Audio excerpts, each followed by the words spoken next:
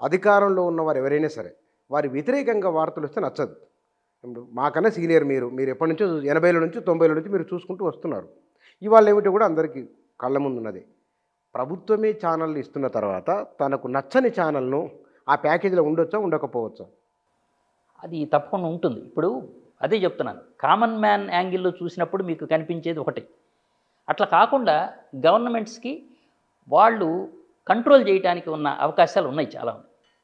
మిగతా ఛానల్స్ని కంట్రోల్ చేయటం అంటే ఇప్పుడు ఏ ఛానల్ ఎక్కడిస్తున్నారు, ఎక్కడో మూలన పడేయచ్చు, లేకపోతే అసలు లేకుండా చేయొచ్చు.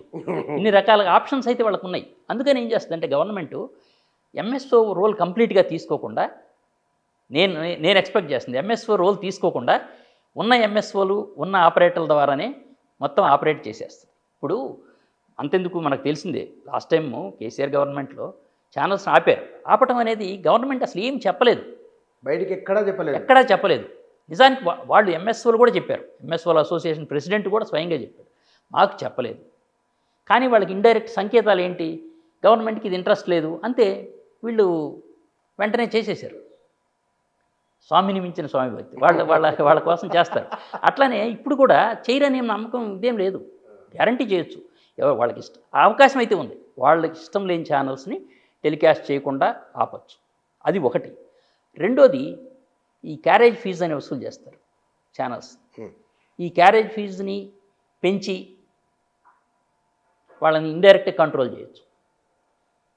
న్యూస్ ఛానల్స్ని ఫ్రీ టు ఎయిర్ ఛానల్సే అయినప్పటికీ కూడా వాటి మీద వాటిని క్యారీ చేసినందుకు, ఛానల్స్ ఇచ్చినందుకు వాళ్ళ దగ్గర ఫీజు వసూలు చేశారనుకోండి, దాన్ని కాదంటానికి వీల్లేదు. ఎంత విచిత్రం అంటే సెంట్రల్ గవర్నమెంట్ అంటే ఇప్పుడు వాళ్ళకి ప్రసార భారతి ఆధ్వర్యంలోనే ఒక డిటిహెచ్ ప్లాట్ఫామ్ ఉంది. మన దగ్గర సౌత్లో లేదు కానీ నార్త్లో ఉంది, ఫ్రీ డిష్ డిటిహెచ్. ఆ డిటిహెచ్లో ఛానల్ పెట్టుకోవాలంటే వేలంలో పార్టిసిపేట్ చేసి మేము ఇంత ఇస్తామని చెప్తే వేలంలో ఎవరు ఎక్కువ పాడుకుంటే వాళ్ళకి ఇస్తారు, అందులో ఆ ఛానల్ పెడతారు అందులో. అట్లాంటి గవర్నమెంటే వేలం వేసి మరీ ఇస్తుంటే ఇక్కడ వీళ్ళు క్యారేజ్ ఫీజుని వీళ్ళు ఎట్లా చేస్తారు, తగ్గించరు కదా. వీళ్ళు ఇంకా వీళ్ళ రెవెన్యూ కోసం ఎక్కువ వసూలు చేసే అవకాశం ఉంది, ఆ ప్రమాదం ఉంది డెఫినెట్గా. సో ఇండైరెక్ట్గా క్యారేజ్ ఫీజు రూపంలో చేస్తారా, లేకపోతే అసలు ప్లేస్మెంట్ రూపంలో కూడా ఎక్కడ ఇవ్వాలో ఎక్కడ ఇవ్వకూడదు అనేది ఎక్కడో కేబుల్ ఛానల్స్లో పెట్టారనుకోండి, మధ్యలో తీసుకెళ్ళి ఇచ్చినట్టే. కానీ మీకు ఎక్కడ పెట్టారు, అన్ని ఛానల్స్ మధ్యలో పెట్టలేదు, అన్ని న్యూస్ ఛానల్స్ మధ్యలో పెట్టలేదు మీరు. సో అట్లా రకరకాలుగా వీళ్ళు అంటే మనకు పడనప్పుడు ఆ బిజినెస్ అంతే కదా దెబ్బతీసే ఉంది, అవకాశం అయితే ఉంది. తమిళనాడులో ఒక ప్రయోగం జరిగింది కదా సార్, అది కొంచెం డీటెయిల్గా చెప్పండి. తమిళనాడు కొంచెం దాని పొలిటికల్ నేపథ్యం కూడా చెప్పండి. అంటే తమిళనాడులో ఏంటంటే యాక్చువల్గా ఫస్ట్ సన్ టీవీ వచ్చింది కాబట్టి వాళ్ళ అవసరం కోసం కేబుల్ మొదలుపెట్టారు. అట్లా సుమంగళి కేబుల్ విజన్ అని చాలా పెద్దగా పెట్టారు, పెద్ద స్థాయిలో పెట్టారు. మొత్తం తమిళనాడులో 80% అదే ఒకే కేబుల్ డిస్ట్రిబ్యూషన్ ప్లాట్ఫామ్ వాళ్ళ చేతుల్లో ఉంది. 80%. అట్లా ఉన్న రోజుల్లోనే సరే కరుణానిధికి వాళ్ళకి కళానిధి మారన్కి సన్ టీవీ వాళ్ళకి పడలేదు. సరే కరుణానిధి ఆయన డబ్బు ఆయనకి ఇచ్చేసారు, వెనక్కి వచ్చాడు, కానీ ఆయనకు తక్కువ ఇచ్చారనేది దీంతో ఆయన ఇట్లా లాభం లేదని చెప్పి ఆయన గొడవ చేశాడు వాళ్ళతో. దానికి ముందు అసలు మనమే ఛానల్ పెట్టేసేయాలి వాళ్ళకి పోటీగా అని చెప్పి ఆయన ఛానల్ పెట్టాలని రెడీ అయ్యాడు. పెడుతున్నారు, ఆల్రెడీ పెడుతున్నప్పుడు వాళ్ళ దాంట్లో ఎండీగా ఉన్నాయని ఆయన చెప్పాడు, అంటే మనం ఛానల్ పెడతాం కరెక్టే బాగానే ఉంది, కానీ డిస్ట్రిబ్యూషన్ ప్రాబ్లం వస్తుంది, వాళ్ళు ఇవ్వలేకపోతే ఏం చేస్తాం. ఎస్సీవీ ఇవ్వలేదు, 80% మీరు రీచ్ కారు కదా ఛానల్ పెట్టి ఎట్లా అంటే నేను చూస్తానులే అని చెప్పి కరుణానిధి ఏం చేశారంటే, అప్పుడు ఆయనకు వచ్చిన ఆలోచన ఏంటంటే కేబుల్ డిస్ట్రిబ్యూషన్ గవర్నమెంటే టేకప్ చేస్తే ఎట్లా ఉంటుంది అని చెప్పి ఆయన ఒక కార్పొరేషన్ ఫామ్ చేశారు. అర్సో కేబుల్ అని ఒక కార్పొరేషన్ ఫామ్ చేశారు. ఫామ్ చేసి ఇక ఒక ఐఏఎస్ని చేశారు. వాళ్ళు మొత్తం ప్లాన్ చేసి మొత్తం కేబుల్ వేసేసి స్టేట్ అంతా వాళ్ళు డిస్ట్రిబ్యూషన్ చేతిలో తీసుకొని తక్కువ ధరకి ఇద్దామని, ఎందుకంటే ప్రాఫిట్తో నో ప్రాఫిట్ నో లాస్ కింద చేద్దామని కదా.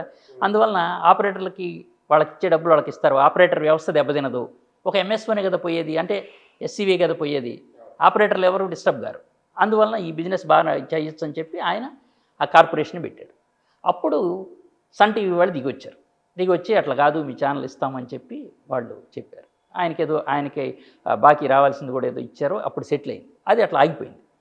అయితే కొద్ది రోజుల తర్వాత మళ్ళీ జయలలిత గవర్నమెంట్ రాగానే స్టార్ట్ చేసింది మీరే కదా కార్పొరేషన్ అని అప్పుడు ఓపెన్ చేయించింది. మళ్ళీ చేసి బిజినెస్ చేసుకుంటూ వచ్చారు.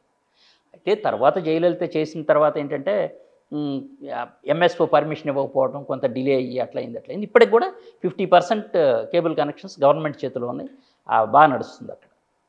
అంటే అక్కడ తమకు నచ్చని ఛానళ్లను ఇస్తున్నారా వాళ్ళకి? లేదు లేదు, అక్కడ ఇస్తున్నారు, అక్కడ ఇస్తున్నారు, అన్ని ఛానల్స్ ఇస్తున్నారు. ఇంకా డిఎంకే వర్సెస్ ఏఐడిఎంకే ఎప్పుడు ఘర్షణ అయినప్పటికి కూడా అంటే అక్కడ ఒక 2-3 రీజన్స్ ఉన్నాయి. ఒకటి ఏంటంటే సన్ టీవీ ఎప్పుడు కూడా, ఇప్పుడు గవర్నమెంట్ ఎవరిదైనప్పటికి కూడా సన్ టీవీ వ్యూయర్షిప్ ఎప్పుడు దెబ్బతినలేదు.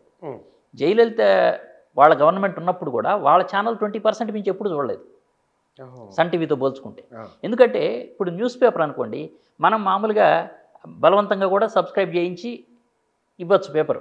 టీవీ అట్లా కాదు కదా, రిమోట్ వాళ్ళ చేతిలో ఉంటుంది, ఎవరింట్లో వాళ్ళు కావాల్సిన ఛానల్ చూస్తారు. అందువలన జయ టీవీ సక్సెస్ కాలేదు, అక్కడ సన్ టీవీ సక్సెస్ అయింది. సో అందువలన వాళ్ళు ఆపాల్సిన అవసరం కూడా లేదు.